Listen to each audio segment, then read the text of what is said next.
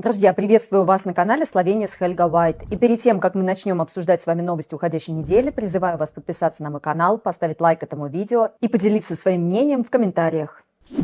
Полиция Марибора изъяла у 37-летнего мужчины запрещенный котик, синтетический каннабиноид, предназначенный для продажи. Этот опасный котик вызывает серьезную обеспокоенность, особенно в словенском городе Марибор. Недавно в интернете распространились кадры с автобусной остановки, на которых запечатлены лежащие на земле без сознания или совершенно обездвиженные люди. Ассоциация помощи людям с котикозависимостью предупреждает, что торговцы синтетическими каннабиноидами часто изготавливают их дома, что особенно опасно. Интересно, а как их должны изготавливать? В промышленных масштабах для продажи в магазинах?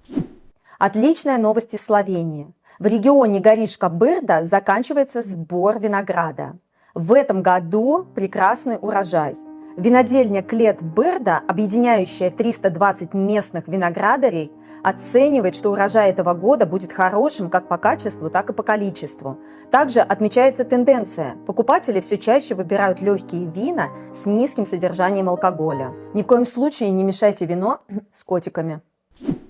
Гражданин Индии был избит в городе Любляна в районе Бежеград. По предварительным данным, 3 молодых людей напали на гражданина Индии из-за расовой ненависти. Полиция сейчас ведет тщательное расследование. Если вы вдруг стали свидетелем данного нападения, то обратитесь, пожалуйста, в полицию. В Словении разгорелся скандал. Онкобольную женщину дважды реанимировали против ее воли. И после этого насильственно поместили в психиатрическую лечебницу. Женщина страдала от тяжелого онкологического заболевания и попыталась прекратить свои страдания при помощи морфия. Врачи провели реанимацию вопреки ее воле. Женщина перед приемом морфия успела оставить письменное желание с просьбой не вмешиваться. Пациентку признали психиатрическим пациентом и перевезли в закрытое отделение.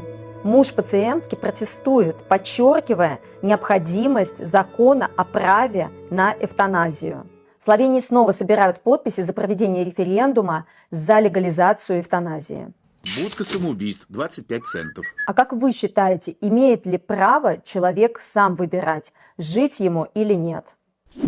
С 1 октября стоимость одноразового билета на городском автобусе в Любляне повысится до 1,5 евро. При этом цены на проездные билеты остаются неизменными. Таким образом, подорожание коснется в основном случайных пассажиров, так как, по мнению чиновников, 75% жителей Любляны пользуются проездными.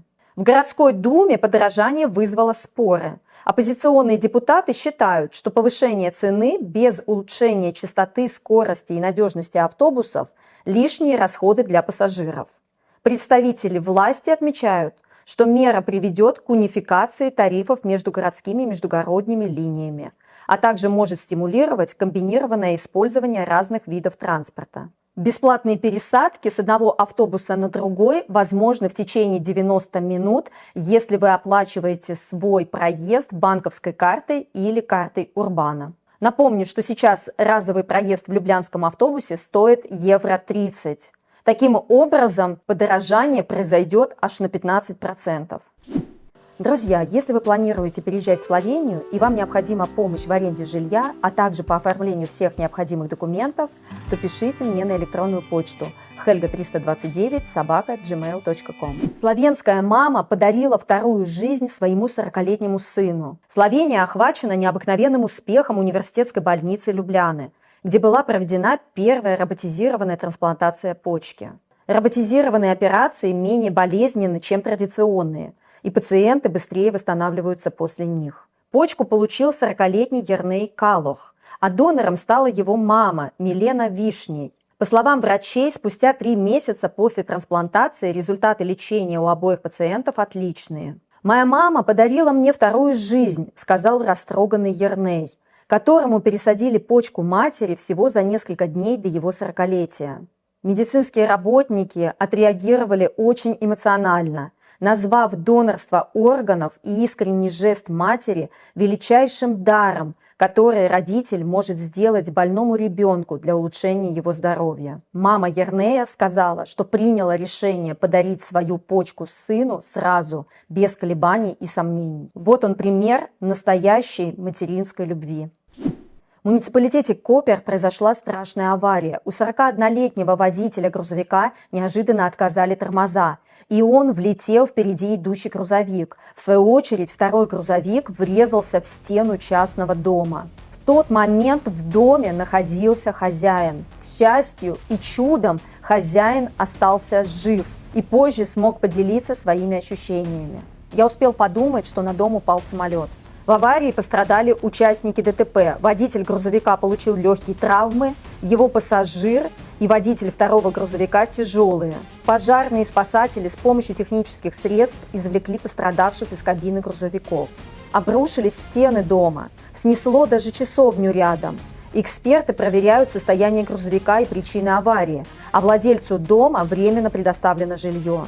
Участок дороги был временно закрыт. Полиция рассматривает инцидент как ДТП по неосторожности. Сейчас потерпевший хозяин раздает интервью разным телеканалам. Счастливый, что остался жив. Также раздают интервью соседи, радостные, что это оказался не их дом. Надеюсь, что хозяин получит страховую выплату. В Словении в районе Ракитна наблюдается резкий рост популяции медведей. Их число в 10 раз превышает допустимую норму. Местные жители обеспокоены постоянными встречами с медведями. По словам главы местной охотничьей ассоциации, на территории, предназначенной для проживания 3-5 медведей, обитает около 40 особей. Сейчас осенью в Словении начался любимый для медведей сезон грибников. Более 47 тысяч человек в Словении страдают деменцией. Во Всемирный день по борьбе с деменцией власти предупреждают: понимания проблемы деменции во всем мире недостаточно. Больные с деменцией постоянно сталкиваются со стигматизацией, с непониманием и раздражением общества. Среди общих рекомендаций по снижению риска развития деменции рекомендуется физическая и социальная активность, изучение иностранных языков, отказ от чрезмерного курения и употребления алкоголя. Помимо этого рекомендуется сбалансированное и здоровое питание, регулярный контроль артериального давления, уровня холестерина, сахара в крови и массы тела. К сожалению, количество человек с деменцией ежегодно растет. Например, в Словении на 1000 жителей приходится примерно 20 человек с деменцией. А по прогнозам, к 2040 году на 1000 человек в Словении будет 32 человека с деменцией. О чем это я? И в конце традиционно новости погоды от Алисы.